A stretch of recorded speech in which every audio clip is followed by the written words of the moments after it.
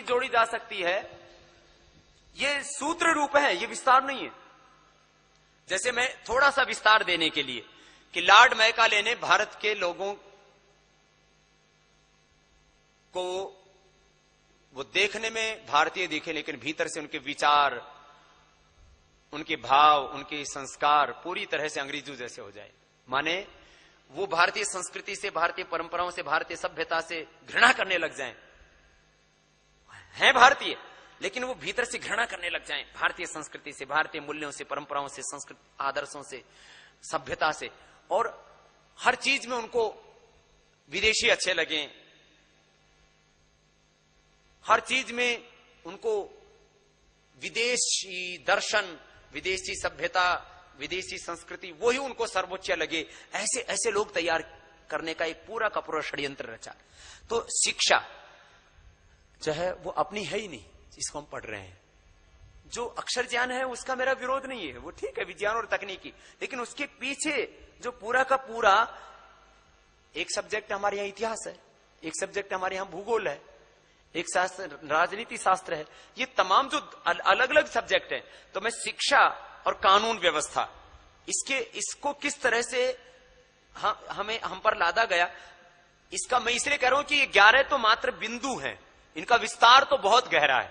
तो 2 बिंदुओं के ऊपर थोड़ा सा चर्चा करने के लिए भाई राजीव जी को आमंत्रित कर रहा हूं, और पूरी भारतीय राजनीति के ऊपर, भारतीय इतिहास के ऊपर, भारत की शिक्षा व्यवस्था के ऊपर, भारत की चिकित्सा व्यवस्था से लेकर के जो ये भारत की जो भ्रष्ट व्यवस्थाएं चल रही हैं, उन सब के ऊपर जो इन पिछले 60-62 वर्षों में आजादी के नाम पर हमारे साथ जो धोखा हुआ, उसके ऊपर बहुत गहरा अध्ययन भी किया है और उसके ऊपर बहुत अनुशीलन चिंतन भी किया है।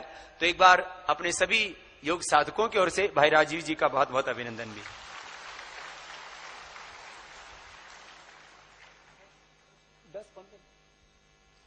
और फिर आपको भी आमंत्रित करेंगे इसी बहस में हम।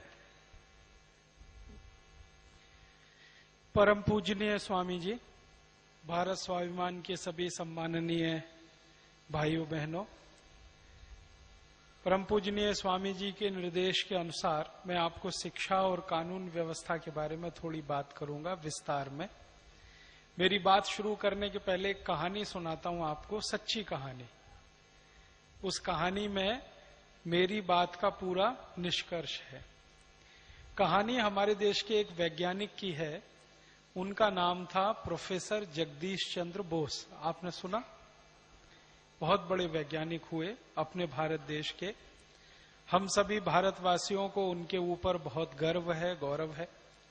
प्रोफेसर जगदीश चंद्र बोस ने एक रिसर्च किया था, वो भी आप सब जानते हैं कि ये जो पेड़ पौधे होते हैं ना, ये भी मनुष्यों की तरह से सुख दुख के भागीदार होते हैं। पेड़ों में, पौधों में वैसा ही जीवन है जैसा मनुष्यों में होता है। पेड़ पौधे भी आपकी तरह से हंसते हैं, रोते हैं, खिलखिलाते हैं। पेड़ पौधे भी आपकी तरह से दुखी होते हैं, सुखी होते हैं। सब कुछ उनमें मनुष्यों जैसा ही होता है। बस इतना ही है कि भाषा नहीं है उनके पास, बाकी सब है। ये काम करने के लिए प्रोफेसर जगदीश चंद्र बोस ने अपने घर में एक एक्सपेरिमेंट किया था, प्रयोग किया था। उसकी कहानी है। उन्होंने क्या किया, अपने घर में गमले लाए। गमले आप समझते हैं जिसमें पौधे लगाते हैं। तो घर के 2 हिस्से कर दिए उन्होंने। एक हिस्से में कुछ गमले रखे, कुछ पौधे उसमें लगाए। दूसरे हिस्से में कुछ गमले रखे, कुछ पौधे लगाए। प्रोफेसर जगदीश चंद्र बोस क्या करते थे, रोज सवेरे उठते थे और एक तरफ के जो पौधे वाले गमले हैं उनको गालियां देते थे। तुम नालायक हो, तुम निकम्मे हो, तुम नकारा हो, तुम बदसूरत हो, तुम्हारे अंदर कोई गुण नहीं है, तुम्हारे अंदर कोई भी अच्छी बात नहीं है। ये खूब गालियां देते थे पौधों के सामने।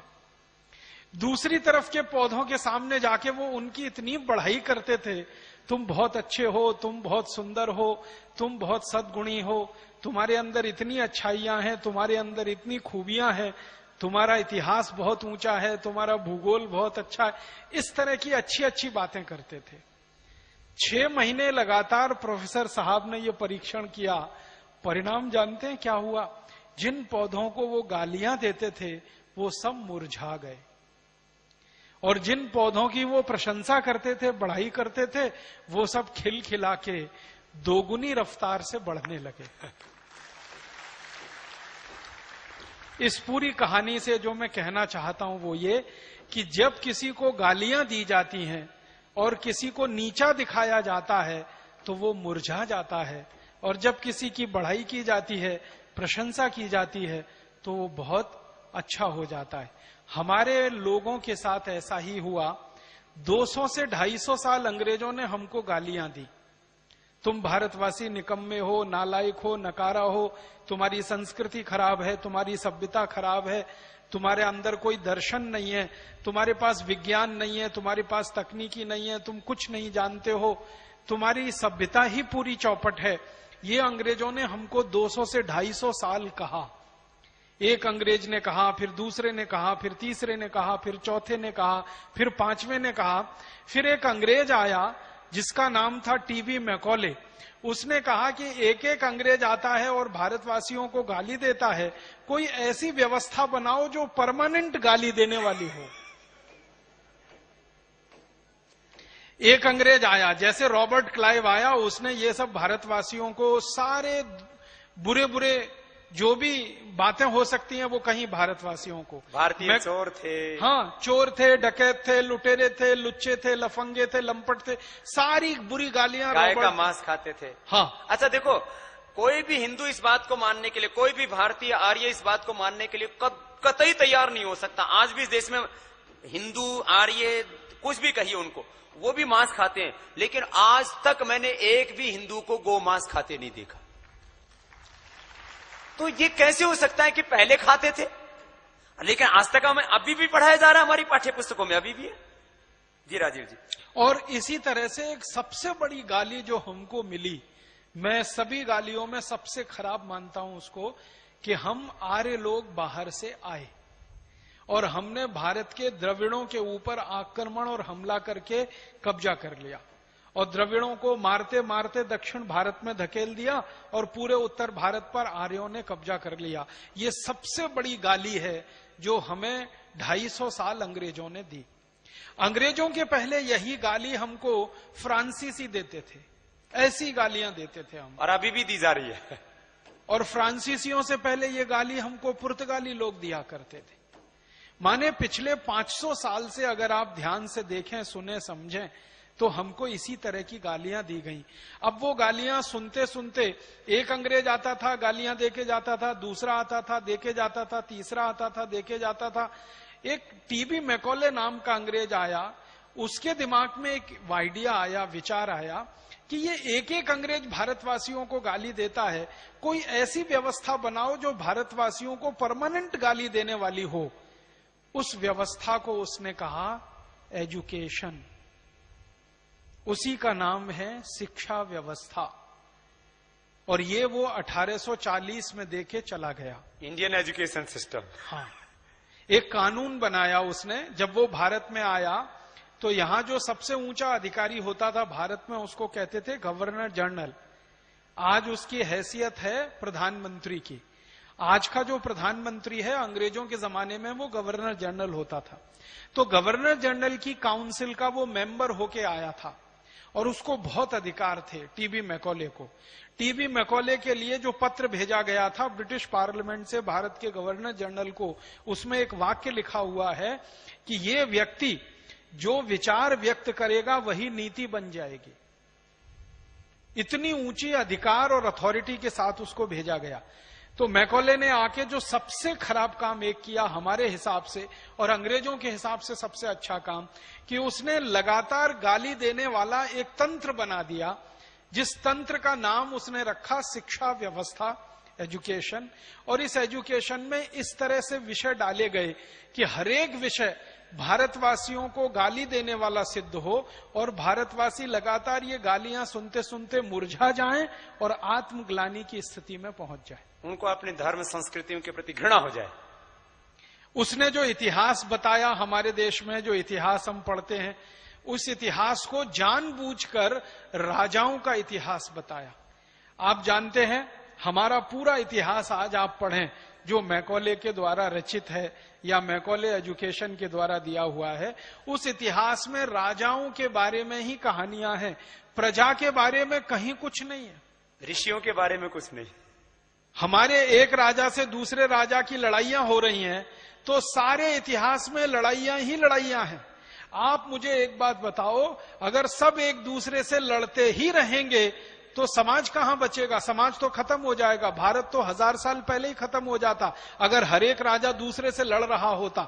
अपना आज का इतिहास पढ़ें तो एक ही बात समझ में आती है, ये राजा उस पर हमला कर रहा था, वो राजा उस पर हमला कर रहा था, वो राजा ने उससे लड़ाई की, उसने इस पर चढ़ाई की, उसने उसकी पत्नी को मैंने दबोच लिया, उसने उसकी राज्य की सल्तनत को खींच लिया। यही सारी कहानियां पूरे इतिहास में हैं। ये मैकॉले का रचित इतिहास है, जिससे हमको इतनी आत्मग्लानि पैदा हो जाए कि हमारे पुरखे तो लड़ने भिड़ने के अलावा कुछ करते ही नहीं थे। आप मुझे एक मोटी सी बात बताइए, अगर कोई समाज लगातार लड़ता रहे, झगड़ता रहे, वो वेदों की रचना कर सकता है? कोई समाज हमेशा लड़ता रहे, झगड़ता रहे, हजारों हजारों वेदों की ऋचाएं लिख सकता है? अगर कोई समाज हमेशा लड़ता रहे, झगड़ता रहे, वो उपनिषदों की रचना कर सकता है? कोई समाज अगर लड़ता रहे, झगड़ता रहे, वो नीति वाक्यों के लिए लड़ मर सकता है? सवाल ही नहीं उठता। क्योंकि इतिहास पढ़ने से तो ऐसा लगता है कि किसी राजा को लड़ाई से फुर्सत ही नहीं, और किसी साम्राज्य में शांति नाम की कोई चीज नहीं। तो मैकॉले ने इतिहास ऐसा दे दिया, और उस इतिहास में प्रजा गायब है। ध्यान रखिएगा, राजा ही राजा हैं, और राजाओं की अच्छाइयां गायब हैं, बुराइयां ही बुराइयां हैं। इसने उस पर हमला किया, उसने उस पर हमला किया, इसने इसको मारा, उसने उसको पीटा, उसने उसका राज्य छीन लिया, इसने उसका राज्य छीन लिया। इसी तरह का इतिहास हम पढ़ते हैं, और अगर इसी तरह का इतिहास पढ़ेंगे तो कैसा दिमाग बनेगा हमारा? वैसा ही बनेगा जैसा मैकॉले चाहता था। इसी तरह से हम भारत के दूसरे शास्त्रों की बात करें, हम गणित की बात करें। मैं एक उदाहरण से कहता हूं, मैंने बचपन में गणित पढ़ा है। अंग्रेजी स्कूलों में कैसा गणित पढ़ाया जाता है वो आप में से भी कई जानते होंगे। मैकॉले ने कैसा गणित पढ़ाया हमको, एक छोटे से उदाहरण से समझाता हूं। गणित में मुख्य काम किसी भी बच्चे को सिखाने का क्या होता है? जोड़ना, घटाना, गुणा करना और भाग देना। ये 4 मुख्य क्रियाएं हैं गणित में, जो प्राथमिक स्तर पर हर बच्चे को सिखाई जाती है। तो हमें जोड़ना सिखाना है, या घटाना सिखाना है, या गुणा करना सिखाना है, या भाग देना सिखाना है। तो सिखाने के लिए मैकॉले सिस्टम का सवाल कैसे लिखा जाता है, वो एक सवाल बताता हूं आपको। मुझे बचपन में गणित जब सिखाया जाता था, तो आपने भी सीखा होगा, तो मुझे एक सवाल आता था, डैडी ने 10 रुपए दिए। अब ये अंग्रेजी में होता था, मैं हिंदी करके बता रहा हूं। अब डैडी शब्द है, पिताजी नहीं है, डैडी है। डैडी का माने होता है DEAD, डैड माने मरा हुआ, डैडी माने मरे हुए जैसा। ये उसका अंग्रेजी में हिंदी अर्थ है, मरे हुए जैसा। तो पिताजी नहीं है, पिताश्री नहीं है, डैडी ने 10 रुपए दिए, या पापा जी ने 10 रुपए दिए। पापा नाम के शब्द का कोई अर्थ आज तक दुनिया में किसी को नहीं मालूम, और हम बोलते रहते हैं अपने अपने पिताजी को पापा पापा पापा पापा। पापा का कोई अर्थ ही नहीं है किसी भी भाषा में। तो पिताजी ने 10 रुपए दिए, मान लीजिए मैंने उसको संशोधित कर दिया। पिताजी ने 10 रुपए दिए, उसमें से 5 रुपए की चॉकलेट खाई, बताओ कितना बचा? अब देखो सवाल देखो, पिताजी ने 10 रुपए दिए, उसमें से 5 रुपए की चॉकलेट खाई, बताओ कितना बचा? हम क्या सिखाना चाहते हैं? घटाना, सब्सट्रैक्शन सिखाना चाहते हैं, घटाना। उदाहरण क्या लिया? पिताजी ने 10 रुपए दिए, 5 रुपए की चॉकलेट खाई, तब कितना बचा?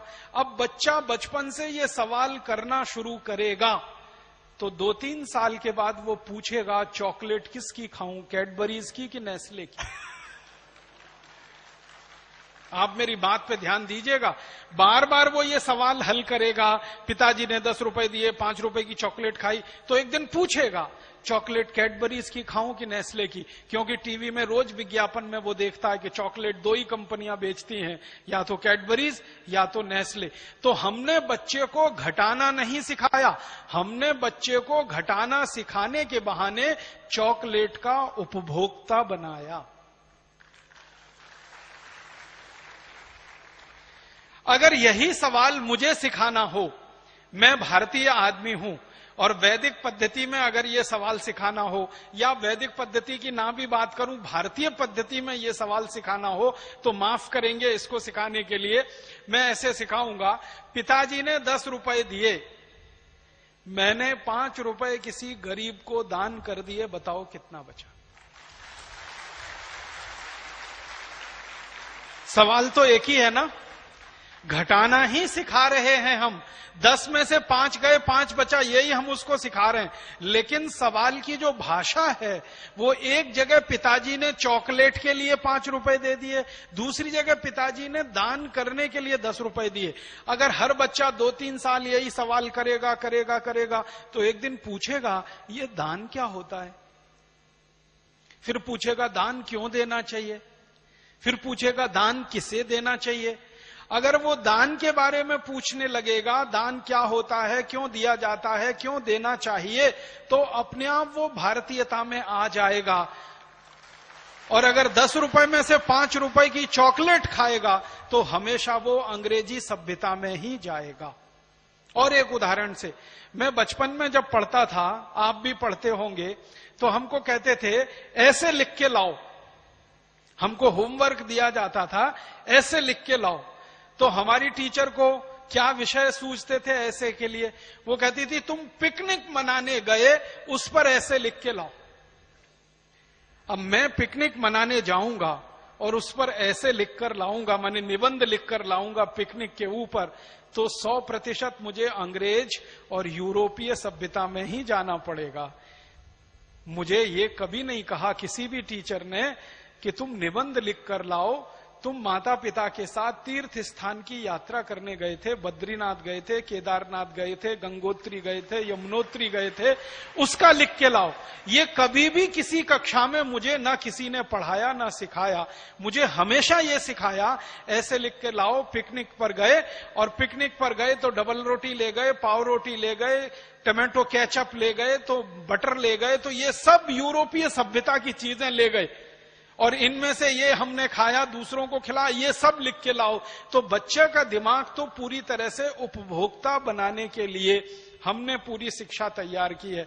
माफ करिएगा, आज की जो पूरी की पूरी शिक्षा व्यवस्था है, ये हमको नागरिक नहीं बनाती है, कंज्यूमर बनाती है, उपभोक्ता बनाती है। वो चाहे लक्स का हो, या लाइफ बॉय का हो, या कैडबरीज का हो, या नेस्ले का हो। और मैं ऊंची शिक्षा की भी बात कर रहा हूं।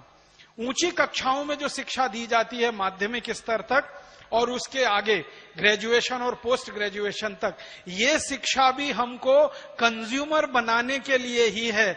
बस कंज्यूमर अलग अलग तरह का है। जब बचपन की शिक्षा है वो प्रोडक्ट का कंज्यूमर बनाने के लिए है, और हायर एजुकेशन है वो किसी यूनिवर्सिटी अमेरिका और यूरोप की उसका कंज्यूमर बनाने के लिए हमको शिक्षा दी जाती है। इंजीनियरिंग में हमारे देश के लाखों विद्यार्थियों को जो शिक्षा दी जाती है, उसका अंतिम उद्देश्य एक ही है कि ये विद्यार्थी भारत छोड़कर अमेरिका चला जाए, यूरोप चला जाए, फिर वहां पर सेवाएं दे, क्योंकि वहां एक इंजीनियर तैयार करने में उनको करोड़ों डॉलर खर्च होते हैं, और यहां से उनको वो फोकट में मिल जाता है।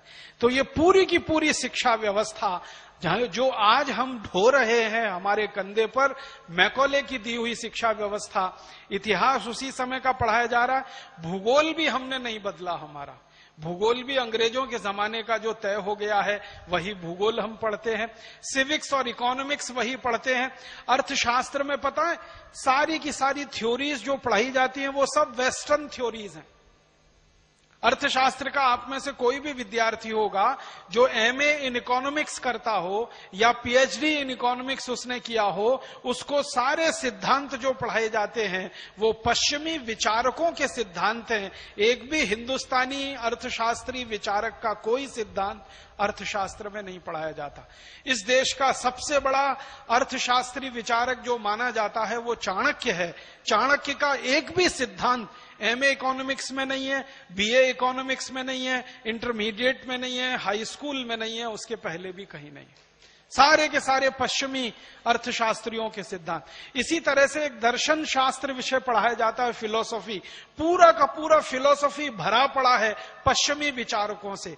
देकार्ते का थ्योरी पढ़ लीजिए, लेबिनिज का थ्योरी पढ़ लीजिए, अरस्तु का थ्योरी पढ़ लीजिए, और या सुकरात का थ्योरी पढ़ लीजिए। और उनके थ्योरीज जब मैंने पढ़ने शुरू किए तो इतनी हंसी आती है कि ऐसे मूर्ख विचारकों की थ्योरीज अगर हम पढ़ते हैं तो हम मूर्ख ही पैदा होंगे, अकल वाले तो हो नहीं सकते। आपको एक छोटा उदाहरण दूं, सुकरात का नाम आपने सुना है? The great great philosopher of western world, पूरे पश्चिमी समाज का सबसे बड़ा विचारक और दर्शन शास्त्री। और उसके बाद अरस्तु का नाम आपने सुना है? दोनों की एक मान्यता सुनना ध्यान से और फिर सिर पीटना अपना कि अगर यही महान दर्शन शास्त्री हैं वो, तो फिर हमारे सबसे खराब दर्शन शास्त्री उनसे अच्छे। दोनों स्वामी जी कहते हैं स्त्री को शरीर में आत्मा नहीं होती।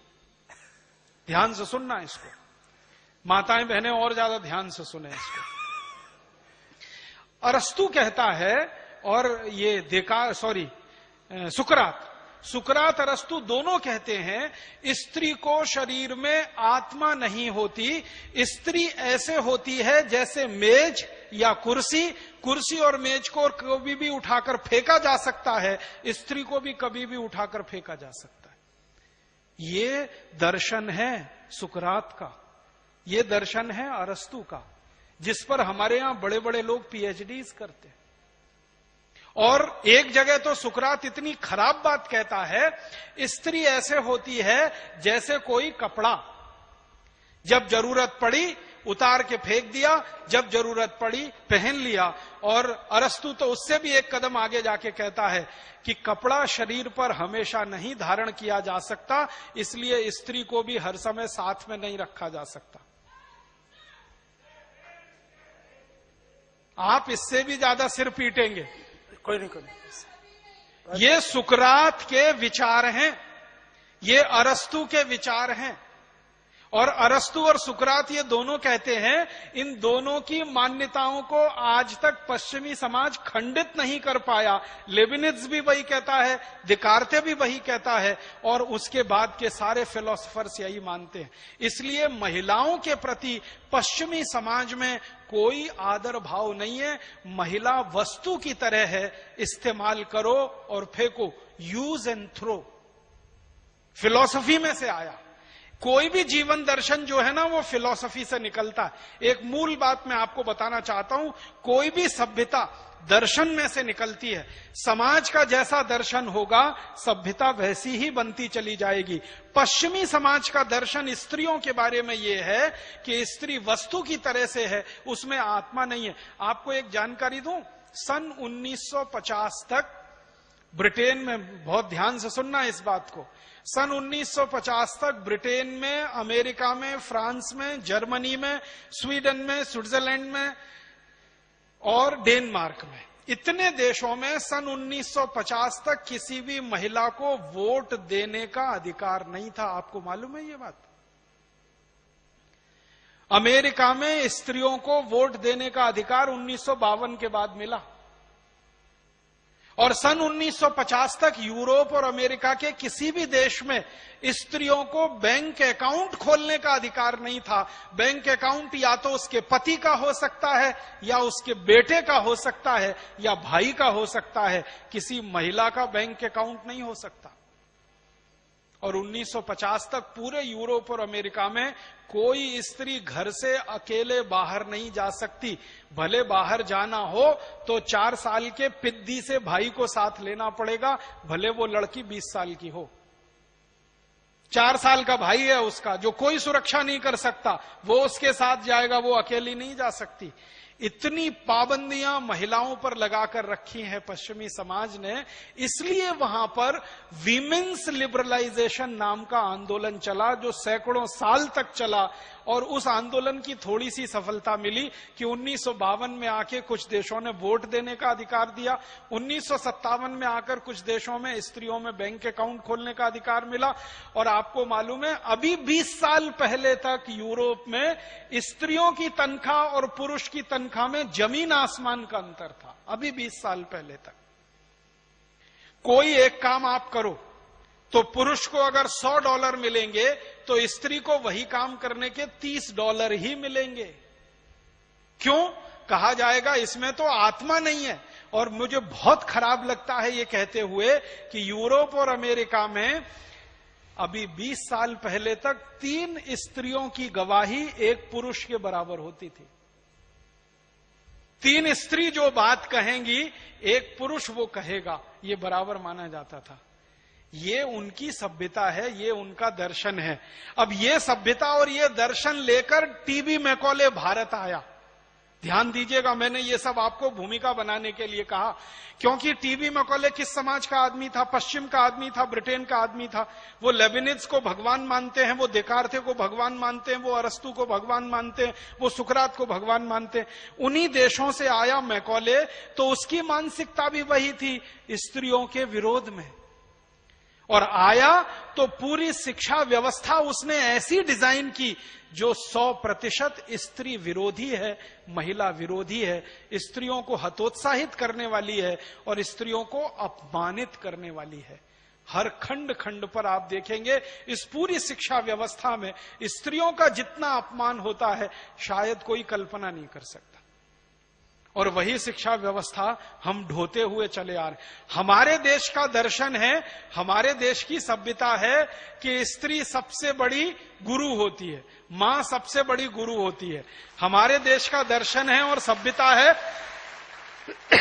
मैंने स्वामी जी एक जगह पढ़ा, भारतीय दर्शन पढ़ रहा था, तो नाम भूल गया हूं दर्शन शास्त्री का, याद आएगा तो बताऊंगा। उसने एक वाक्य लिखा, स्त्री से ज्यादा पवित्र दुनिया में कोई नहीं होता। और उस दर्शन शास्त्री ने यहां तक लिखा है कि पुरुष में पवित्रता तब आती है जब वो स्त्री की कोख से जन्म लेता है, अन्यथा उसमें पवित्रता नहीं होती है। और यही बात उसने पति के लिए लिखी कि जब कोई कुंवारा लड़का शादी करता है तब पवित्रता के थोड़े से अंश को पहचान पाता है। आपको मालूम है हमारे देश में बहुत सारे मंदिर हैं जहां पर यह सिद्धांत अभी भी लागू है। अगर आपके पास आपकी धर्मपत्नी नहीं है तो मंदिर में प्रवेश नहीं कर सकते आप। ऐसे भारत में मंदिर हैं और वो भारतीय दर्शन पर चलते हैं। वो कहते हैं आप पवित्र नहीं है अगर आपके साथ आपकी पत्नी नहीं है, क्योंकि कहा यह जाता है कि पत्नी ना हो तो पुरुष का दिमाग कितना लंपट होता है उसका अंदाजा नहीं है, अगर वो योगी नहीं है तो।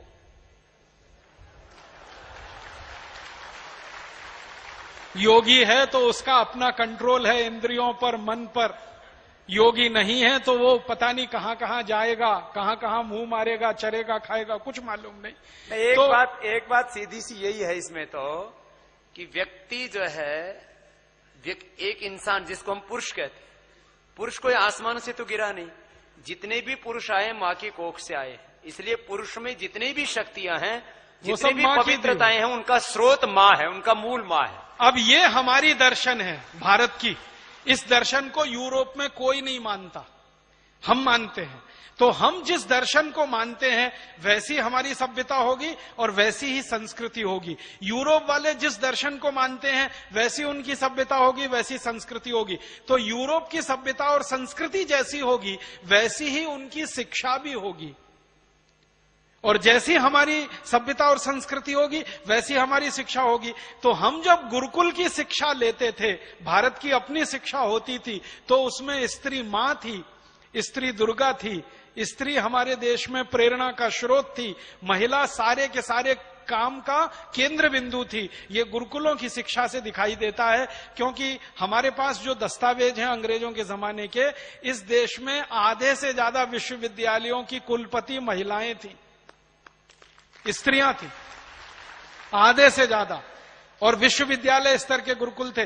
तो महिलाओं को हमारे यहां दर्जा है बहुत ऊंचे स्तर का, और महिलाओं को दर्जा है यूरोप में बहुत नीचे स्तर का। तो यूरोप के लोग जब शिक्षा व्यवस्था की डिजाइन करेंगे तो महिला का स्तर उसमें नीचे से नीचा रहेगा, और हम जब शिक्षा की डिजाइनिंग करेंगे तो महिला का स्तर ऊंचे से ऊंचा रहेगा। तो यूरोप की शिक्षा व्यवस्था ले लेकर हम जो 250 साल से परेशान हुए हैं और हमारा दिमाग खराब हुआ है, वो दिमाग ऐसा ही खराब हुआ है कि स्त्री को आज हमारे देश में भोग की वस्तु, उपयोग की वस्तु बनाकर इस पूरी शिक्षा व्यवस्था ने छोड़ दिया है।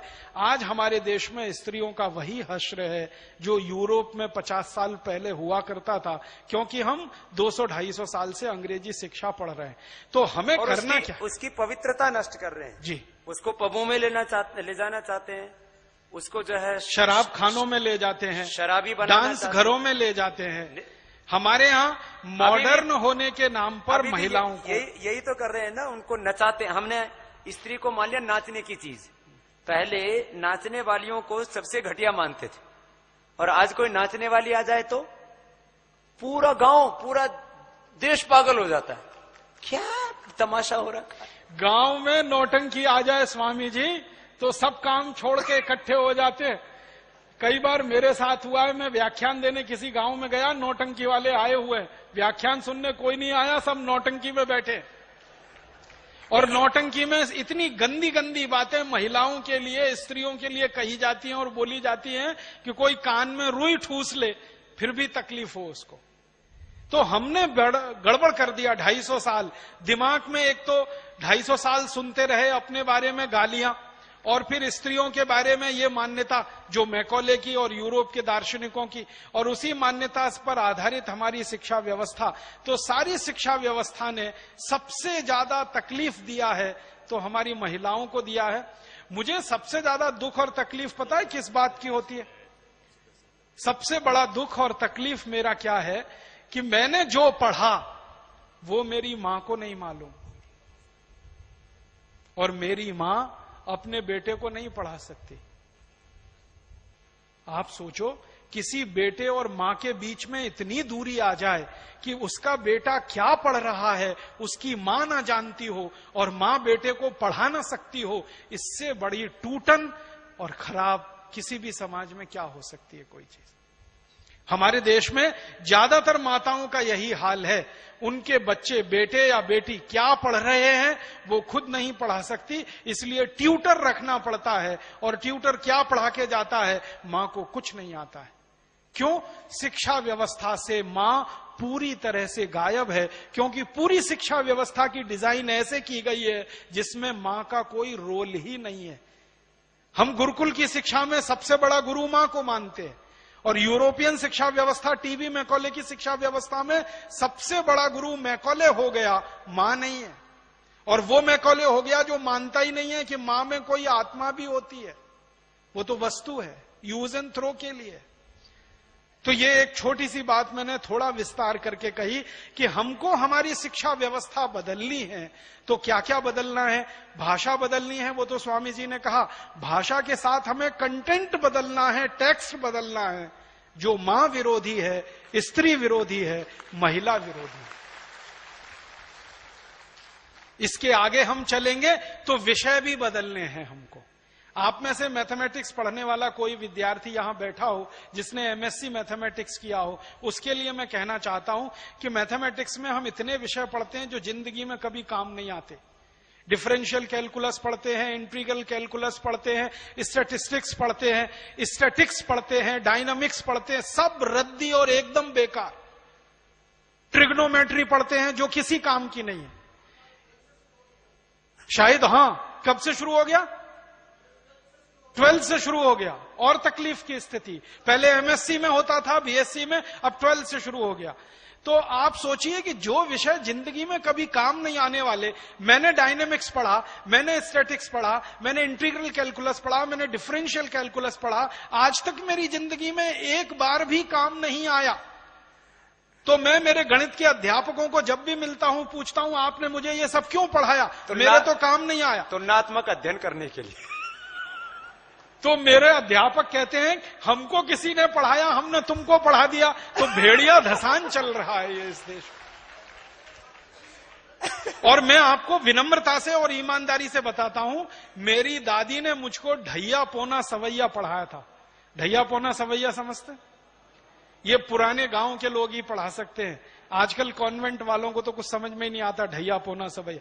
मेरी दादी जो कभी स्कूल नहीं गई, किसी कॉलेज में नहीं पढ़ी, एकदम हरफ निरक्षर, काला अक्षर भैंस बराबर अगर आप उसको कहना चाहें तो कह सकते हैं, उसने मुझे ढैया पौना सवैया के पहाड़े सिखाए और वो रोज मेरे जिंदगी में काम आते हैं, हर समय मेरी जिंदगी में काम आते हैं। दादी स्वर्गवासी हो गई है तो भी मेरे काम आ रहे हैं और अगले जब तक मैं जिंदा रहूंगा मेरे काम आए। भारतीय गणित है ना ये। तो मेरा कहना है कि जो चीज जिंदगी भर काम आती है वो हम क्यों नहीं पढ़ाएं? स्त्रियों को सम्मान देने वाली बातें हमारी शिक्षा व्यवस्था में क्यों ना हो?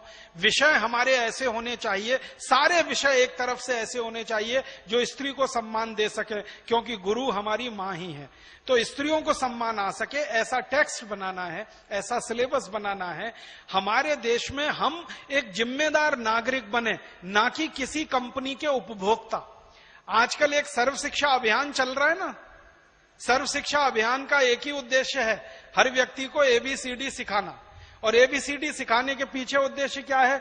टीवी पर आने वाले विज्ञापन वो पढ़ सके, L for Lux, P for Pepsi, C for Coca Cola, ये बताना उसको। एबीसीडी बताने के पीछे एक ही उद्देश्य है और कोई उद्देश्य नहीं। वो कहते हैं ना साक्षरता साक्षरता साक्षरता, शिक्षा की बात नहीं करते, साक्षरता की बात करते हैं, ताकि विज्ञापनों में फर्क आप पढ़ सकें और एक अच्छी कंपनी के अच्छे उपभोक्ता बनकर अपनी जेब कटवा सकें और उस कंपनी की लूट बढ़ा सकें। तो हमें पूरी शिक्षा व्यवस्था जो कंज्यूमर बनाने के लिए मैकॉले हमारे यहां छोड़कर गया, इसको बदल देना है और एक जिम्मेदार भारतीय नागरिक बनाने की शिक्षा व्यवस्था हमें लानी है। इसके लिए भारत स्वाभिमान का अभियान है और यही हम करें, ये हमारी अभीष्ट इच्छा है। धन्यवाद, आभार। ये तो एक ही विषय हुआ आपका अभी, और इसमें वो एक हम चीज और भी जोड़ना चाहते हैं। अक्षर की बात कर रहे थे ना अभी, लय मानी लक्स, सी मानी कोका कोला, और जो है अ मानी अपराध, श मानी शराब, ये सारे के सारे से बाहर निकाल के, जहां अभी तो शिक्षा में एक ही पक्ष लिया था, शिक्षा में ही चिकित्सा है। हमें जो चिकित्सा पद्धति पढ़ाई जाती है कि एमबीबीएस डॉक्टर बनता है, पूरी दुनिया मानती है कि चिकित्सा क्षेत्र के, चिकित्सा शास्त्र के, चिकित्सा पद्धति के जो फोर फादर हैं, मूल गुरु हैं, वो कौन है? महर्षि चरक और सुश्रुत। लेकिन दुर्भाग्य से हमारे देश में जो एमबीबीएस डॉक्टर बनाए जाते हैं, उनको चरक, सुश्रुत, धन्वंतरी और शारंगधर का नाम तक नहीं पढ़ाया जाता, पतंजलि का नाम तक नहीं पढ़ाया जाता। ये पूरी चिकित्सा का पूरा शास्त्र और उसका पूरा इतिहास, वो भी हमें बदलना होगा। हम एलोपैथ के, आयुर्वेद के डॉक्टर अलग अलग बनाएंगे, लेकिन एलोपैथ का चिकित्सक भी पैदा होगा तो ये मानेगा कि चिकित्सा के मूल गुरु तो भारत के ऋषि मुनि थे। ऐसी बात हम पैदा करना चाहते। तो एक इसमें जो है ये शिक्षा के क्षेत्र में जो है अभी भाई राजीव जी ने बात कही, उसका एक थीम दिया, आपको एक चिंतन दिया, एक दिशा दी। ऐसे ही दूसरी बात जो मैं कह रहा था, कानून व्यवस्था जो दूसरा पक्ष है। तो हमने जो 11 मुद्दे आपके सामने रखे थे, स्वास्थ्य, शिक्षा, स्वदेशी, ग्रामीण स्वावलंबन, जल प्रबंधन। जल प्रबंधन की एक छोटी सी तरकीब मैं इसलिए बता रहा हूं, इसका संबंध देश के 84 करोड़ लोगों की जिंदगी से है। एक जमीन में मात्र 10 फीट का एक खाई खोद करके 2 फीट गहरी, 2 फीट चौड़ी, 10 फीट गहरी, और पूरे जमीन का पूरे देश का पानी रोक सकते हैं, जो नदियों में 90 से 99% जो समुद्र में जा रहा है। और इस काम को मैंने कहा हमें सरकारों की भी जरूरत नहीं, हम तो देश के लोगों से चैरिटी से ही इस काम को करा सकते हैं। और इस देश के भारत को वैसा ही, भारत देश के गांव को वैसा ही समृद्ध और वैसा ही स्वावलंबी आत्मनिर्भर गांव बना सकते हैं जो कभी आजादी से पहले था। आज से 25-30 साल पहले गांव में 25-30 फीट नीचे पानी मिलता था। मैंने अपने गांव में 25 फीट नहीं 15 फीट नीचे से पानी खींच के पिया है। आज उस गांव में 150 फीट नीचे वाटर लेवल है और लोग भूख के कागार पर हैं। ये मैं इसलिए इस बात को कह रहा हूं, उस गांव के लोगों ने मुझसे बहुत बार कहा, बाबा तू बहुत बड़ा हो गया, हमारे गांव में पानी तो दिलवा दे। मैंने कहा मैं ऐसा प्रबंध करना चाहता हूं जिससे मेरे हर गांव को पानी मिले, खाली तुम्हारे गांव की नहीं सोचता, मैं पूरे भारत के गांव की सोचता हूं और ऐसा काम हम करके दिखाएंगे। तो ये मैं जल प्रबंधन की बात कर रहा था। ये काम बहुत आसान है लेकिन किसी को पड़ी नहीं है। ये हमारे भारत के कुछ जिनको हम राजनेता कहते हैं उसमें से कुछ अच्छे भी हैं, लेकिन ज्यादातर ऐसे नेता हैं जो चाहते हैं कि लोग गरीब बेबस लाचार बने रहें, जिससे कि उनको ज्यादा दिनों तक गुलाम बनाया जा सके, शासन किया जा सके उन पर। तो शिक्षा, स्वास्थ्य, स्वदेशी, ग्रामीण स्वावलंबन, जल प्रबंधन, स्वच्छता, भ्रष्टाचार, टैक्सों में सुधार, सामाजिक न्याय, आध्यात्मिक राष्ट्र और 100% मतदान का अनिवार्य कानून। अब इसमें एक ये अलग अलग इतने गहरे मुद्दे हैं, एक एक बात के ऊपर चर्चा करेंगे तो घंटों लग जाएंगे। लेकिन एक विषय जो बहुत जरूरी है, सारे देश में एक बात कही जाती है, देश सबसे बड़ा नहीं होता। क्या बोला जाता है जब भी पॉलिटिकल लैंग्वेज में बोला जाता है? कानून सबसे बड़ा होता है, कानून से ऊपर कोई नहीं होता। कानून अपना काम करेगा। आप हर राजनेता को ये कहते सुनेंगे, ये कानून क्या है? कानून अंग्रेजों ने हमें लूटने के लिए, हमारा शोषण करने के लिए, हमें गुलाम बनाने के लिए, हमारे ऊपर अत्याचार करने के लिए बनाए थे। तो जो कानून हमें लूटने के लिए, हमारे ऊपर अत्याचार करने के लिए, हमें गुलाम बनाने के लिए बनाए गए थे, वही कानून आज तक हम पर क्यों लादे जा रहे हैं? इस प्रश्न का उत्तर थोड़ी सी देर में भाई राजीव जी देंगे। मैं एक 5-7 मिनट में कोशिश करता हूं ये बात कहने की। आप सबको एक पुरानी घटना याद दिलाता हूं, आप सब जानते हैं उस घटना को। हमारे देश में अंग्रेजों के खिलाफ सबसे बड़ा संघर्ष और सबसे पहला संघर्ष सन 1857 में हुआ। और ये संघर्ष की पृष्ठभूमि क्या थी? जब अंग्रेजों ने इतनी लूटमार मचाई कि देश गरीब हो गया, कंगाल हो गया, जब अंग्रेजों ने इतने पुलिसिया अत्याचार किए कि हर आदमी त्राही त्राही करने लगा, जब अंग्रेजों ने किसानों से सारी जमीनें छीन ली, जब अंग्रेजों ने टैक्स लगाकर सारे स्वदेशी उद्योग खत्म कर दिए, जब अंग्रेजों ने भारत के लोगों को मार मार के ईसाई बनाना शुरू कर दिया, तब भारतवासियों का धैर्य चुक गया। हम भारतवासियों की एक विशेषता है, हम सोए हुए हाथी की तरह से हैं।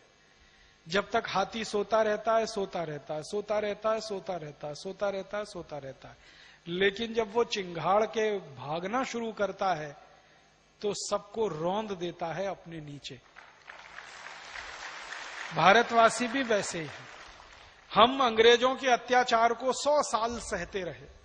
अंग्रेजों ने अत्याचार करना शुरू किया 1757 से, जब से उनको कलकत्ता में अपना राज्य स्थापित करने का रास्ता खुला। आप जानते हैं ना, प्लासी का युद्ध हुआ था। तो प्लासी के युद्ध के बाद जब से कलकत्ता में और बंगाल में अंग्रेजों की सरकार बनी, तब से अंग्रेजों ने अत्याचार शुरू किए। वो अत्याचार हम 100 साल तक सहन करते रहे। 100 साल तक हमने उफ नहीं किया। अंग्रेजों ने जो किया, हमने कभी उसके रास्ते में रुकावट बनने की कोशिश ही नहीं की। छुटपुट छुटपुट कहीं कोई विरोध होता था तो होता था। जब पानी हद से ज्यादा गुजर गया, कहते हैं नाक तक पानी आ गया, डूबने की स्थिति आई, तब भारतवासियों ने एक साथ विद्रोह किया। और वो विद्रोह इतना बड़ा था कि अंग्रेज घबरा गए। अंग्रेजों को कभी कल्पना नहीं थी कि जो भारतवासी 100 साल से उनके अत्याचार सह रहे हैं, वो एक साथ कभी खड़े हो जाएंगे। भारतवासी खड़े हो गए।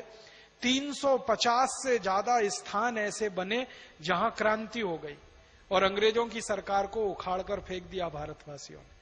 अंग्रेजों की सरकार खत्म कर दी। एक केंद्र था सतारा, नाम सुना? पूरा अंग्रेजों का साम्राज्य वहां से उखड़ गया 1857 में। दूसरा केंद्र था सांगली, फिर था कोल्हापुर, फिर था पूना, फिर पूरे भारत में ऐसे 350 से ज्यादा केंद्र थे जहां अंग्रेजों की सरकार खत्म हो गई और 3,65,000 अंग्रेज उसमें मारे गए। 1857 की क्रांति शुरू हुई थी। यहीं हरिद्वार के नजदीक में एक मेरठ नाम का स्थान है, मुश्किल से यहां से कितना 70-80 किलोमीटर होगा। इस मेरठ स्थान से शुरू हुई थी क्रांति 10 मई 1857 को। और वो फिर पूरे देश में फैल गई। आप कल्पना कर सकते हैं कि एक मेरठ शहर से क्रांति की शुरुआत हुई और 350 शहरों तक वो क्रांति फैल गई 3 महीने में। 10 मई से शुरू हुआ, 10 मई से 10 जून, 10 जून से 10 जुलाई, 10 जुलाई से 10 अगस्त, 1 सितंबर तक पूरे हिंदुस्तान में कहीं भी अंग्रेजों की सरकार नहीं बची, एक भी अंग्रेज नहीं बचा। 3-3.5 महीनों में भारतवासियों ने अंग्रेजों का कत्लेआम कर दिया। जब भारतवासियों के सिर पर से गुजरती है ना, तो यही भारतवासी युद्ध के मैदान में किसी रणचंडी सा कमाल दिखाते हैं, तो साधारण भारतवासियों ने तलवारों से गर्दनें काट दी अंग्रेजों की। हसिया होता है ना, हसिया जिससे फसल काटी जाती है, उससे अंग्रेजों के गले काटे थे भारतवासियों ने। मेरठ में जाट किसान थे ना, ये सड़कों पर निकल आए थे और अंग्रेजों की छावनी के एक एक अधिकारी को हसिये से काटा था, खत्म कर दिया। पूरे हिंदुस्तान में 3,65,000 अंग्रेज मारे गए। कुछ 2-4 अंग्रेज जिंदा बच गए, वो भागकर किसी तरह से लंदन पहुंच गए। और वो भागे भी कैसे? उन्होंने अपने पूरे शरीर को काला किया ताकि वो भारतवासी लगे। चेहरे को काला किया, शरीर को काला किया, किसी तरह जिंदा बचने के लिए। और वो किसी तरह युक्ति लगा के भाग गए। वहां भागकर अंग्रेजों की संसद में उन्होंने सारी कहानी सुनाई कि भारत में तो विद्रोह हो गया, बगावत हो गई। तो अंग्रेजों की संसद में सबसे बड़ा प्रश्न आया कि आगे कभी भी ऐसा कोई विद्रोह ना हो भारतवासियों में, तो इसके लिए क्या क्या करना, दोबारा कभी भी ऐसा विद्रोह ना हो। तो कई अंग्रेजों ने अपने प्रधानमंत्री को कहा, जो उस समय इंग्लैंड का प्राइम मिनिस्टर था, उसको पूछा गया कि क्या क्या करना फिर इसके लिए। तो प्राइम मिनिस्टर को एक तो ये पूछा गया कि हम तो अंग्रेज खत्म हो गए भारत में, तो उसने कहा चिंता मत करो, दोबारा हम फिर भारत में जाएंगे और भारत में हमारे कुछ मित्र और दोस्त हैं, उनकी मदद से भारत में फिर प्रवेश करेंगे। तो उनके मित्र और दोस्त कौन? हमारे लिए जो गद्दार, वो अंग्रेजों के मित्र और दोस्त। आपको मालूम है, इस हिंदुस्तान में अंग्रेजों ने कई परिवारों को राय बहादुर की पदवियां दे रखी थी। ये सारे के सारे राय बहादुर देश के गद्दार साबित हुए। सर भी देते थे, सर की पदवी, राय बहादुर की पदवी, नाइटहुड की पदवी, ये पदवियां लेने वाले सारे खानदान गद्दार निकले। उन्होंने अंग्रेजों की भरपूर मदद की। सबसे बड़ा परिवार जिसने अंग्रेजों की मदद की 1857 की बगावत के बाद, पटियाला का परिवार, जो आज भी जिंदा है। और उसी परिवार का एक आदमी मुख्यमंत्री बनता रहता है पंजाब का। बहुत शर्म आती है मुझे पटियाला वालों को ये कहते हुए, हमारे कुछ मित्र बैठे हैं यहां पटियाला के। पटियाला के नवाब खानदान ने, राजा खानदान ने 1857 की क्रांति के बाद क्रांतिकारियों की मदद नहीं की, अंग्रेजों की मदद की। और उन्होंने एक पत्र भेजा जिसकी फोटोकॉपी कभी भी मैं पूरे देश को दिखाऊंगा। उस पत्र में उन्होंने लिखा कि आप चिंता मत करिए, अंग्रेजों को कहा आप चिंता मत करिए, वापस भारत में आइए, मैं आपको 20,000 सैनिक दूंगा और 20 करोड़ स्वर्ण मुद्राएं दूंगा, आप फिर भारत में आकर अपना राज्य स्थापित करिए। तो पटियाला के नवाब के कहने पर अंग्रेज आ गए। इसी तरह जींद का एक नवाब था, हरियाणा में जींद राज्य था, वहां के नवाब ने अंग्रेजों की मदद की। फिर ग्वालियर का ये जो खानदान है, सिंधिया खानदान, इसने अंग्रेजों की मदद की। ऐसे भारत में एक सालार जंग खानदान है वहां का, हैदराबाद का, जिसको निजाम कहते थे हैदराबाद का, उसने मदद। ऐसे 10-12 बड़े परिवार थे जिन्होंने करोड़ों स्वर्ण मुद्राएं अंग्रेजों को दी और अपने सैनिक भी दिए लड़ने को। तो उनकी मदद से अंग्रेजों ने वापस हिंदुस्तान में प्रवेश किया और क्रांतिकारियों का कत्लेआम किया। फिर 1 सितंबर 1857 से लेकर 1 नवंबर 1858 तक हिंदुस्तान के करीब करीब 7.5 लाख से ज्यादा क्रांतिकारियों को अंग्रेजों ने कत्ल कर दिया। और कैसे कत्ल किया? एक बिठूर नाम का छोटा सा शहर है कानपुर के नजदीक, वहां के 2 बड़े क्रांतिकारी थे इस देश में, नाना साहब पेशवा और तात्या टोपे। ये दोनों क्रांतिकारियों के शहर के 24,000 लोगों को गोली से मार दिया या तलवार के मौत की घाट उतार दिया अंग्रेजों ने। 3 महीने के छोटे बच्चे से लेकर 90 साल के बुजुर्ग तक सबको खत्म कर दिया अंग्रेजों ने। अपराध क्या था उनका? कोई अपराध नहीं था, बस एक ही अपराध था कि वो तात्या टोपे और नाना साहब पेशवा के शहर में रहते थे। तो अंग्रेज कहते थे ये सब बगावत करेंगे और क्रांतिकारी बनेंगे, इसलिए सबको कत्लेआम करो। और ये कत्लेआम अंग्रेजों ने भारत के पटियाला नवाब, माने पटियाला राजा, जींद का राजा, ग्वालियर का सिंधिया खानदान, इनके सैनिकों की मदद से किया था। और ये सारे कत्लेआम पूरे देश में हुए। अंग्रेजों की सरकार फिर स्थापित हो गई। फिर अंग्रेजों की सरकार जब स्थापित हुई तो क्वीन विक्टोरिया ने एक ऐलान किया। 1 नवंबर 1858 को वो ऐलान भारत के बड़े बड़े अखबारों में छपा। उस जमाने में अंग्रेजी कोई अखबार निकलते थे, उनमें छपा। उस ऐलान में कहा गया कि आज के बाद भारत में कंपनी की सरकार नहीं चलेगी, कानून की सरकार चलेगी। माने 1 नवंबर 1858 तक कंपनी की सरकार चलती थी। कंपनी माने ईस्ट इंडिया कंपनी। फिर कानून की सरकार चलेगी, लेकिन वो कानून कौन बनाएगा? वो कानून अंग्रेजों की संसद बनाएगी, ब्रिटिश पार्लियामेंट बनाएगी, और उसके आधार पर यह देश चलाया जाएगा। अब ब्रिटिश पार्लियामेंट में कानून बनाने के लिए बहस क्या हुई? ब्रिटिश पार्लियामेंट में बहस यह हुई कि कानून ऐसे बनाए जाने चाहिए कि सारे भारतवासी कभी भी दोबारा से खड़े ना हो सकें और अंग्रेजों के खिलाफ बगावत ना कर सकें। तो सबसे पहला कानून जानते हैं क्या आया? सबसे पहला कानून, आपको हैरानी होगी जानकर, अंग्रेजों के खिलाफ जो बगावत हुई थी वो सशस्त्र बगावत थी, उसमें हथियारों का इस्तेमाल हुआ था। अंग्रेजों ने सबसे पहला कानून बनाया कि भारत में हथियार वही रख सकेगा जिसके पास लाइसेंस होगा। लाइसेंस जिसके पास नहीं होगा वो हथियार रखने का अधिकारी नहीं होगा। तो अंग्रेजों ने क्या किया? लाइसेंसिंग ऑफ आर्म्स एक्ट, ये पहला कानून बनाया। और इस कानून के आधार पर क्या किया गया? घर घर की तलाशियां ली गई। किसके घर में बंदूक है, किसके घर में हंसिया है, छुरा है, चाकू है, क्या क्या हथियार है, वो सब अंग्रेजों ने छीन लिए, क्योंकि अंग्रेजों को डर था इन्हीं हथियारों की मदद से भारतवासी दोबारा फिर बगावत कर सकते हैं। तो सबसे पहले उन्होंने लाइसेंसिंग ऑफ आर्म्स एक्ट बना के हथियार छीनने का कानून बनाया। और एक बार भारतवासियों के हथियार छिन गए तो भारतवासी कमजोर हो गए, और वो कमजोरी इतनी भारी पड़ी कि अगले 90 साल तक फिर अंग्रेजों की गुलामी हमें सहन करनी पड़ी।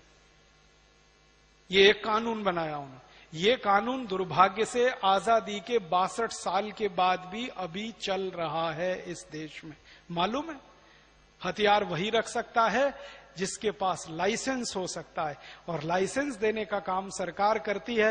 पहले काले गोरे अंग्रेजों की सरकार वो काम करती थी, अब काले अंग्रेजों की लेकिन आजकल ऐसा दूसरा होता है राजीव भाई, शरीफ आदमी लाइसेंस लेकर के हथियार खरीदता है और जो गुंडा होता है वो बिना लाइसेंस वाला। तो अब उल्टा चल रहा है।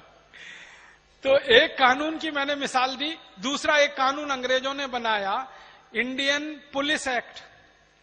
पुलिस एक्ट बनाया वो ये कि हर भारतवासी कभी भी अंग्रेजों के खिलाफ कुछ ना करे, उसको मारकर, पीटकर, दबाकर, कुचलकर कंट्रोल करने के लिए एक एजेंसी चाहिए। तो पुलिस नाम की एक व्यवस्था उन्होंने खड़ी की। आपको मालूम है 1858 से पहले इस देश में कोई पुलिस नहीं थी। किसी भी राजा ने पुलिस नहीं रखी। आर्मी रखी, सेना होती थी, पुलिस नहीं होती थी, क्योंकि पुलिस की जरूरत नहीं थी। अपने ही लोगों को मारना, पीटना, दबाना, धमकाना ये कौन करता है? कोई राजा अपनी प्रजा को ये अत्याचार करेगा? लेकिन अंग्रेजों ने पुलिस बनाई जिसका नाम रखा इंडियन पुलिस एक्ट, और उसमें जो आधार दिया वो ये कि हर पुलिस वाले को राइट टू ऑफेंस होगा, किसी भी भारतीय नागरिक को राइट टू डिफेंस नहीं होगा। माने कोई भी अंग्रेज पुलिस अधिकारी किसी भी दिन गला पकड़ के आपको लाठी से मारने लगे तो आपको लाठी पकड़ने का भी अधिकार नहीं होगा, आप सिर्फ पिटते रहिए। और अगर उस पुलिस अधिकारी की लाठी आपने पकड़ ली अपना डिफेंस करने के लिए तो केस आपके खिलाफ बनेगा कि अंग्रेज अधिकारी को ड्यूटी करने से आपने रोका। जानते हैं आप, यही राइट टू ऑफेंस वाला कानून, इंडियन पुलिस एक्ट वाला, आजादी के 62 साल के बाद भी अभी भी चल रहा है। कोई पुलिस वाला सड़क चलते आपको रोक ले और आपके पैर में 2 लठ जमा दे, आप उसका कुछ नहीं बिगाड़ सकते। और कोई पुलिस वाला तैश में आ जाए और निकाल के गोली मार दे तो भी आप उसको फांसी के फंदे पर नहीं चढ़ा सकते। हमारे देश में पुलिस एनकाउंटर में सैकड़ों लोग निर्दोष मारे जाते हैं और किसी पुलिस वाले को फांसी नहीं होती इस देश में। बहुत रेयर केस होते हैं जिनमें सुप्रीम कोर्ट भी आ जाए।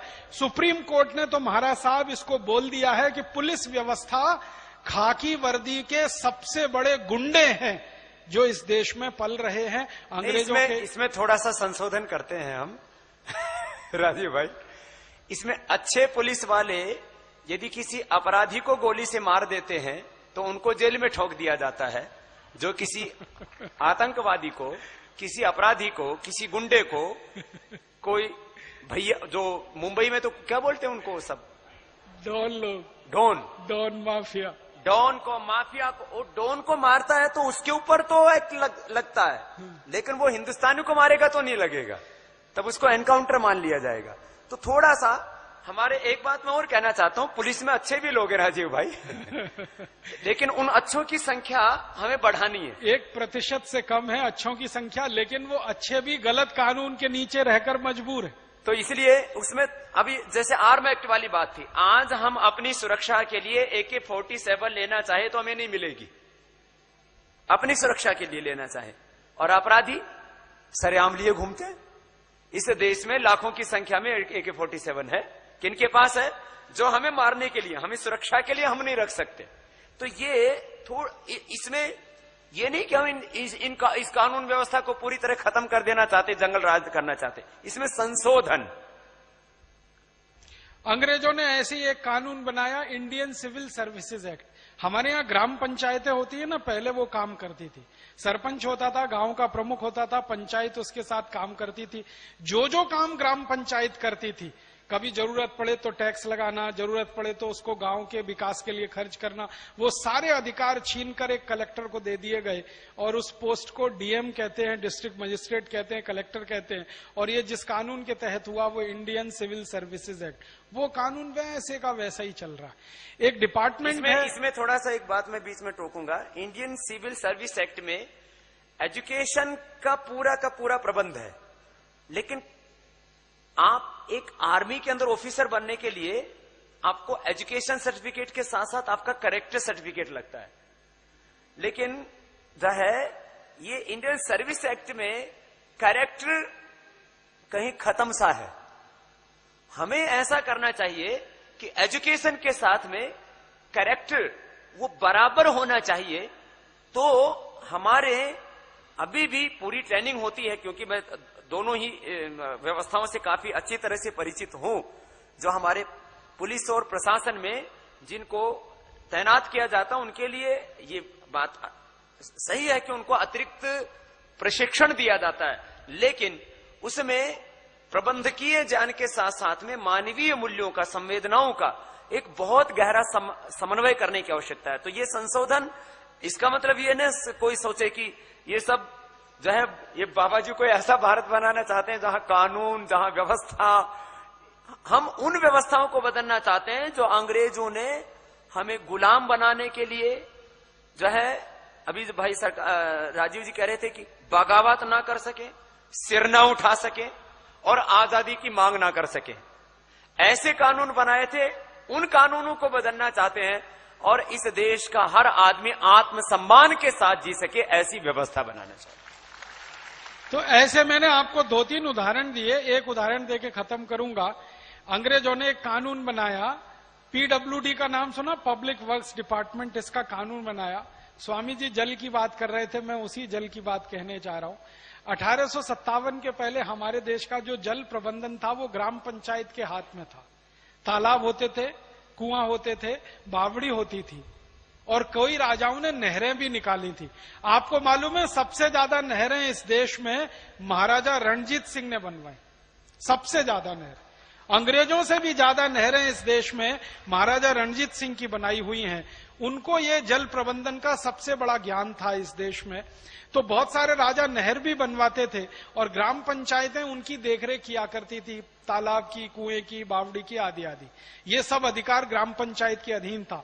जब तक ग्राम पंचायतें जल प्रबंधन का अधिकार रखती थी, इस देश के सारे तालाब लबालब भरे रहते थे पानी से, कभी पानी की कमी नहीं हुई इस देश में। और पानी ऐसा रहा कि 10 फीट पर खोदो तो पानी मिल जाए। हमने देखा, ये तो मैं वही बता रहा था। तालाब जब लबालब भरे रहेंगे तो कुओं का जल स्तर बना रहेगा, बावड़ी का जल स्तर बना रहेगा। बारिश तो अच्छी होती थी उस समय, आज भी तो सारे तालाब, कुएं, बावड़ी, सारी व्यवस्था ग्राम पंचायत के अधीन थी, तो पंचायतें उनका रख रखाव करती थी, अच्छे से चलता था।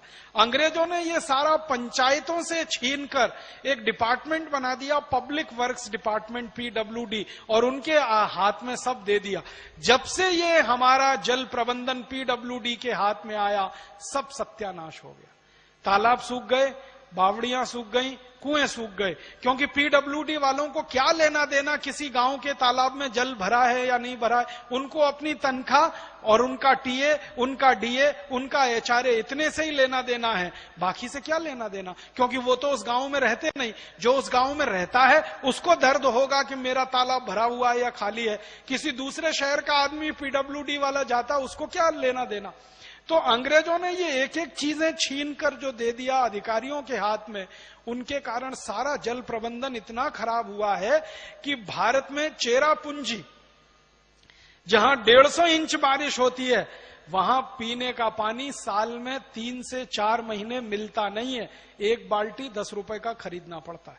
चेरापूंजी, जहां 150 इंच बारिश होती है साल में, वहां पीने के पानी की समस्या हो गई है।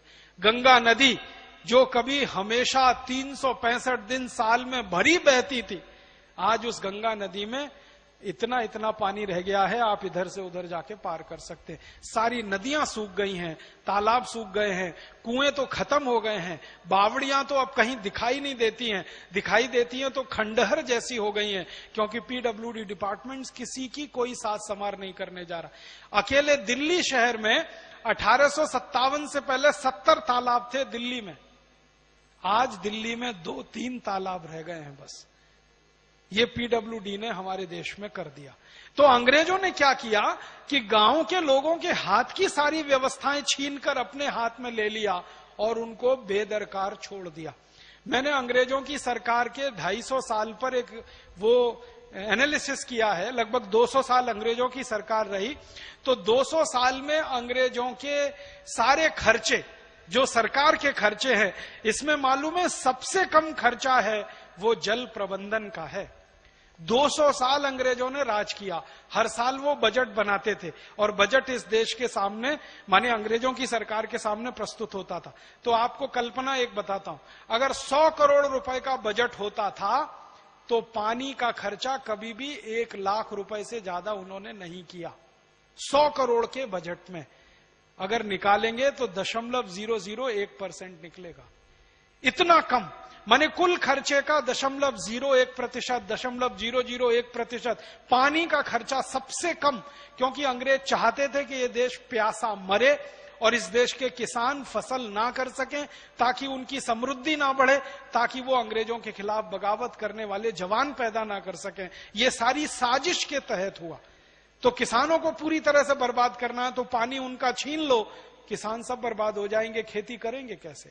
तो पानी तो अंग्रेजों ने छीना है। और आपको मैं एक जगह का कभी एक दस्तावेज दिखाऊंगा, मौका मिला। उड़ीसा का मेरे पास एक दस्तावेज है सन 1870 के आसपास का, जिसमें एक अंग्रेज कलेक्टर ने नियम बना दिया कि जो नहर होती है ना, नहर में पानी तो छोड़ने का अधिकार सरकार के हाथ में है ना, कब पानी छोड़ना कब नहीं छोड़ना। तो 1870 में गंजाम जिले के कलेक्टर ने एक नोटिफिकेशन जारी किया कि पानी नहर में उन दिनों में छोड़ा जाए जब खेत में फसल ना हो, जब फसल खेत में खड़ी हो पानी नहीं छोड़ा जाए नहर में। ये आदेश जारी किया गंजाम के कलेक्टर ने। और उस जमाने का गंजाम जिला आज के उड़ीसा के 16 जिलों के बराबर है। ये एक जगह का मेरे पास दस्तावेज है, अगर ढूंढूंगा तो ऐसे सैकड़ों दस्तावेज और मिल जाएंगे कभी।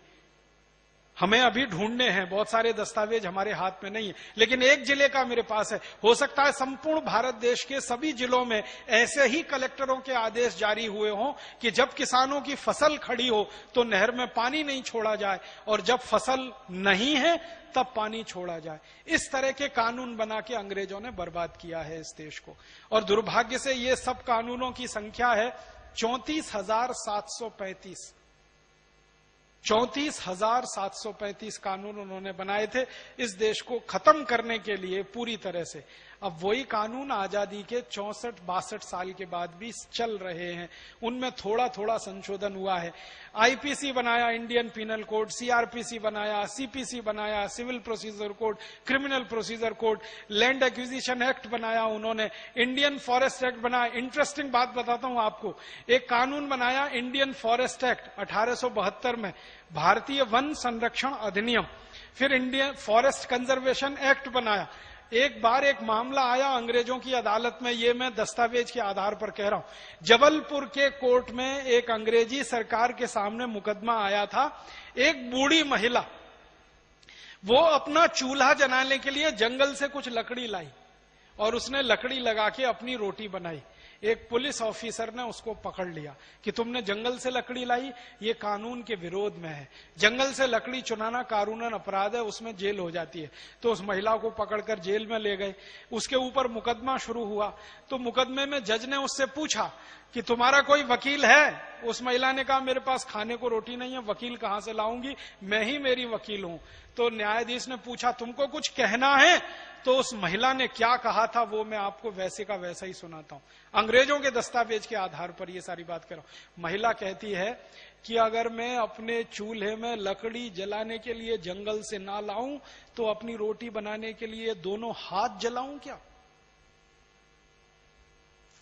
और उस महिला ने हमारी आंखें खोली, माने हमारे जैसे लोगों की। वो महिला कहती है कि ठेकेदार करोड़ों टन लकड़ी काट कर ले जाता है, उसको खुली छूट है, और मैं रोटी बनाने के लिए अगर 2 लकड़ी ले आई तो मुझे पुलिस की सजा है। ये कौन सा कानून अंग्रेजों ने बनाया है? दुर्भाग्य से ये कानून अंग्रेजों के जाने के 62 साल के बाद भी चल रहा है।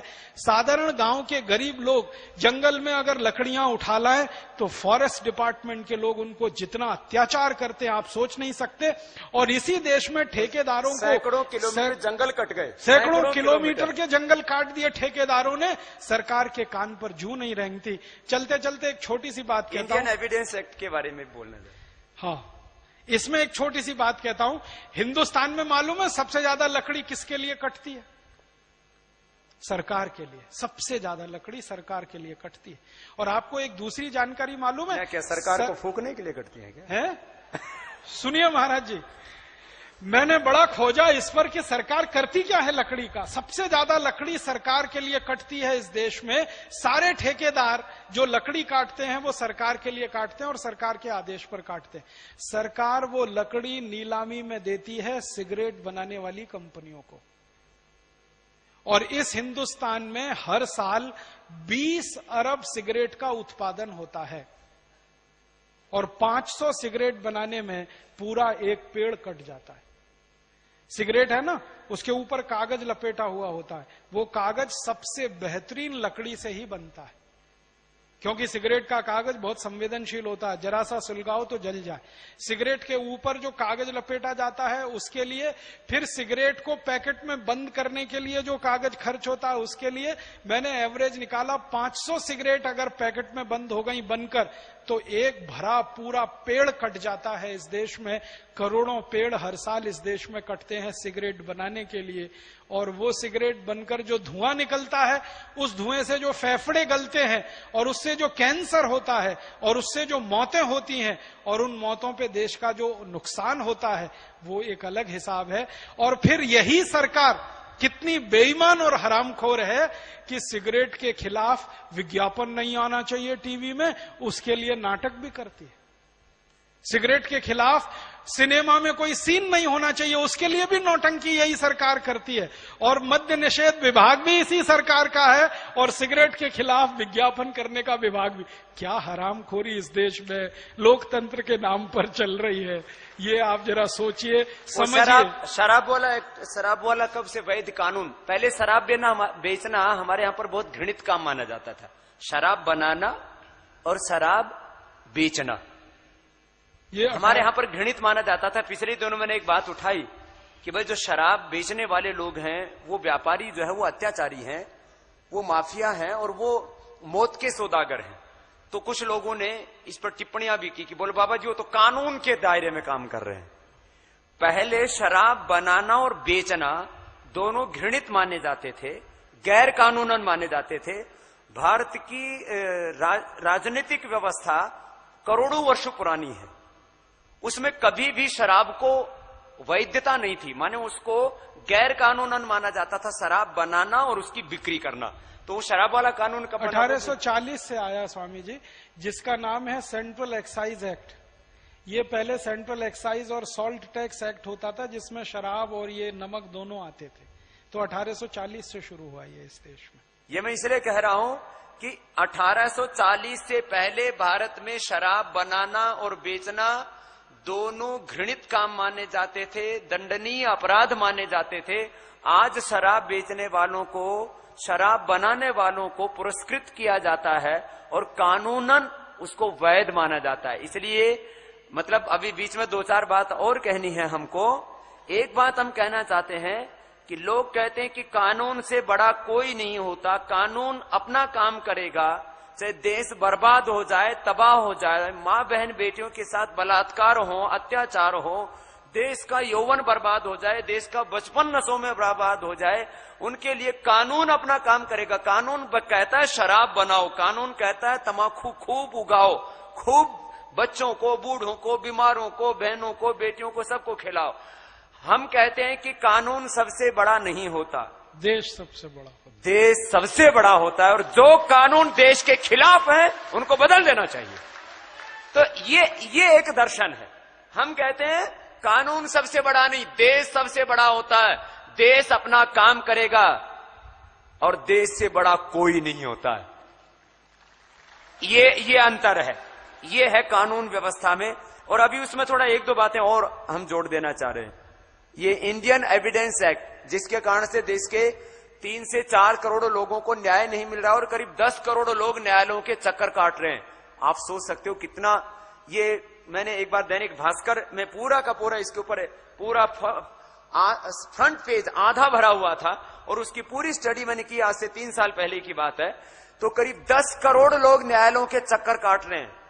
3.5 से 4 करोड़ लोग तो उसके अंदर सीधे जुड़े हुए हैं, फिर उनके गवाह और उसके वकील, कुल मिलाकर के हर परिवार का एक सदस्य औसतन।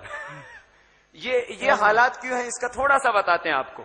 कि लोग कहते हैं ना बाबा कानून में क्या बदलने की जरूरत है, कानून तो अपना काम कर रहा है, कानून तो सबसे बड़ा होता है, कानून को बदलने की बात करोगे तो आपको भी जेल में डाल देंगे। ये इंडियन एविडेंस एक्ट बना 1890 में, और 1890 में अंग्रेजों ने ही बनाया इसको। अंग्रेजों के सामने ये बड़ा प्रश्न था कि भारत की न्याय व्यवस्था को कैसे खत्म किया जाए। तो भारत की न्याय व्यवस्था क्या थी और अंग्रेजों ने उसको कैसे खत्म किया। भारत की न्याय व्यवस्था के बारे में एक ही छोटी कहानी सुनाता हूं। हमारी न्याय व्यवस्था कैसी होती थी। एक राजा का नाम आपने सुना, विक्रमादित्य, चंद्रगुप्त विक्रमादित्य, बहुत न्यायप्रिय राजा। हमारे देश के किसी भी राजा की कहानी आप पढ़ना तो पहला ही वाक्य मिलेगा, वो न्यायप्रिय था, प्रजावत्सल था। हर राजा इस देश में न्यायप्रिय हुआ, माने न्याय देने का काम इस देश में राजा करता रहा। तो चंद्रगुप्त विक्रमादित्य के राज्य में 2 महिलाएं आई। एक बार एक मुकदमा आया, 2 महिलाएं थी, एक बेटा था। एक मां कहती थी मेरा बेटा है, दूसरी मां कहती थी मेरा बेटा है। राजा के सामने मुकदमा पेश हुआ तो राजा ने उसका न्याय करने के लिए कहा कि तलवार लाओ और आधा आधा काट दो, आधा एक मां को दे दो, आधा दूसरी मां को दे दो। तो जैसे ही तलवार आई और बच्चे को काटने के लिए तलवार उठाई गई तो तुरंत असली मां चिल्लाने लगी, नहीं नहीं इसको काटो मत, लगे तो पूरा का पूरा दूसरी मां को दे दो। राजा समझ गया असली मां यही है जो अपने बच्चे को अपनी आंखों के सामने कटता हुआ नहीं देख सकती। तो नकली मां से बेटा छीनकर असली मां को दे दिया। 2 मिनट में पूरे मुकदमे का फैसला हो गया। ये थी भारत की न्याय व्यवस्था, जिसमें न्याय मिलता था और तत्काल मिलता था, इमीडिएट। अब अंग्रेजी न्याय व्यवस्था में जरा इस मुकदमे का अध्ययन किया जाए। अंग्रेजों का इस देश में एक चलता है इंडियन एविडेंस एक्ट, साक्ष्य अधिनियम जिसको कहते हैं। फिर एक चलता है इंडियन पीनल कोड, दंड संहिता जिसको कहते हैं। तो आईपीसी और इंडियन साक्ष्य अधिनियम माने भारतीय साक्ष्य अधिनियम के आधार पर यही मुकदमा किसी भी अदालत में आ जाए तो मैं विनम्रता पूर्वक कहता हूं कि 20 साल तक ये मुकदमा चलेगा, तय नहीं हो पाएगा कौन असली मां है कौन नकली मां है। हो सकता है दोनों माताएं मर जाएं और बेटा भी बड़ा जवान होके स्वर्गवासी हो जाए, लेकिन मुकदमा चलता ही रहे चलता ही रहे चलता ही रहे। ये है अंग्रेजों की न्याय व्यवस्था। साक्ष्य के साथ में सत्य नहीं जुड़ा हुआ। हाँ, अब इसमें साक्ष्यों के साथ सत्य को जोड़ना चाहते हैं, संशोधन वाली जो बात है। अब इसमें सबसे बड़ी मुश्किल क्या है कि सबूत आधारित आप सब काम करना चाहते हैं। गवाह और सबूत ये दोनों ही बदले जा सकते हैं। गवाह भी बदला जा सकता है और सबूत तो इतने आसानी से मिटाए जाते हैं और नए बनाए जाते हैं कि आप कल्पना नहीं कर सकते। इसी कारण से चूंकि गवाह बदल जाते हैं, गवाह पता है कैसे बदलते हैं? पुलिस उनका एक बयान लेती है और अदालत में जैसे ही वो गवाह खड़ा होता है तुरंत मुकरता है और कहता है कि पुलिस ने ये मेरे ऊपर अत्याचार करके लिखवा लिया। ठीक है, अब जैसे ही ये वो कहेगा तो मुकदमा जो 20 मिनट में फैसला होना चाहिए वो 10 साल तक ऐसे ही लटकता रहेगा, क्योंकि हर गवाह यही कहेगा कि पुलिस ने मेरे से जबरदस्ती लिखवा लिया, मुझे मारा, मुझे पीटा, मेरे ऊपर दबाव डाला, मैं क्या करूं, मैंने मजबूरी में लिख दिया। अदालत में जाकर हर गवाह ये बदलता है और इसी कारण अंग्रेजी न्याय व्यवस्था में कन्विक्शन रेट 5% है। कन्विक्शन रेट समझते हैं? 100 लोगों के ऊपर अगर मुकदमा किया जाए तो सिर्फ 5 को ही सजा होती है, 95 को सजा होती ही नहीं है। वो कभी ना कभी अदालत से बाइज्जत बरी हो जाते हैं। तो 100 मुकदमे अगर सरकार करती है और उसमें 5 को ही सजा होती है और 95 छूटते हैं, इसका माने न्याय के नाम पर इसका माने या तो 95 मुकदमे झूठे, या सरकार झूठी, या पुलिस व्यवस्था झूठी, या न्याय व्यवस्था कमजोर। ये इंडियन एविडेंस एक्ट ने ऐसा सत्यानाश कर रखा है हमारे देश में कि सत्य वहां महत्व का नहीं है, सबूत गवाह वो महत्व का है। कई बार पुलिस ऑफिसर कहते हैं सत्य क्या है हमें मालूम है, लेकिन गवाह नहीं है, क्या करें? सबूत नहीं है, क्या करें? न सजा दिलवा सकते हैं न सजा किसी की करवा सकते। तो समस्या हमारे देश में ये, और न्यायाधीश को सत्य की पहचान करने के लिए बिठाया जाता है। वो न्यायाधीश भी सबूत और गवाह के आधार पर सत्य को खोजता है। आपको मालूम है, न्यायाधीश भी सबूत देखेगा, गवाह देखेगा, तब सत्य की पहचान करेगा। सत्य तो अपने आप में ही पूर्ण होता है, उसको कोई गवाह की जरूरत नहीं होती, उसको कोई सबूत की जरूरत नहीं होती। एक उदाहरण दे दूं आपको, अंग्रेजी न्याय व्यवस्था का कैसा मजाक इस देश में चल रहा है। आपने देखा बंबई में 26 नवंबर को जिन लोगों ने गोलियां चलाई, आतंकवादियों ने पाकिस्तान से आकर और सैकड़ों लोगों को मार डाला, उनमें से एक बचा है। एक बचा है कि नहीं? अब उसके ऊपर नौटंकी चल रही है कि नहीं?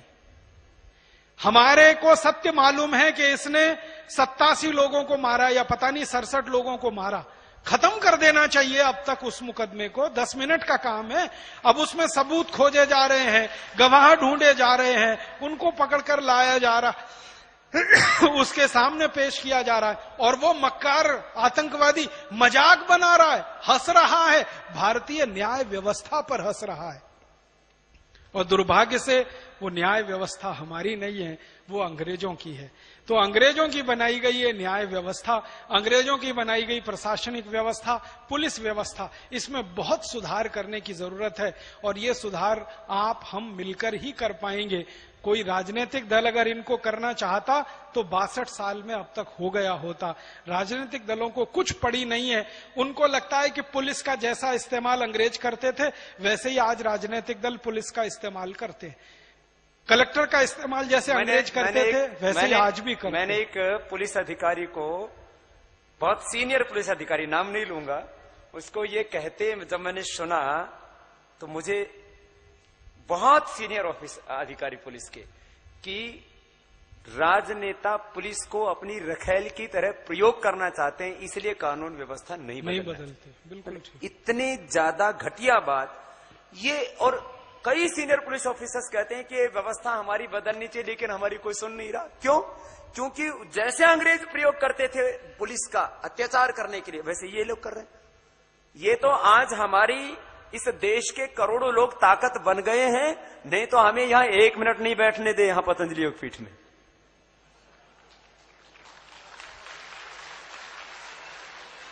मुझे बहुत लोगों ने कहा, बोले बाबा जी आपको भी शंकराचार्य जी की तरह उठा करके जेल में ठोक देंगे। मैंने कहा हम ताल ठोक के कहते हैं, जिसकी हिम्मत है आकर के ठोक के दिखाए जेल के अंदर, फिर हम दिखाएंगे। मेरे से बहुत लोगों ने कहा, बोले बाबा जी ये गवर्नमेंट आपके खिलाफ ये कर देगी, ये गवर्नमेंट वो कर देगी। मैंने कहा मैं जो ईश्वरीय कानून व्यवस्था है और जो मानवीय कानून व्यवस्था है उसको पूरी तरह से मानता हूं, और मैं एक भी काम गैर कानूनन नहीं करता। लेकिन कोई षड्यंत्र करके हमें जेलों के अंदर ठोकेगा, उस दिन हम बता देंगे कि कानून क्या होता है।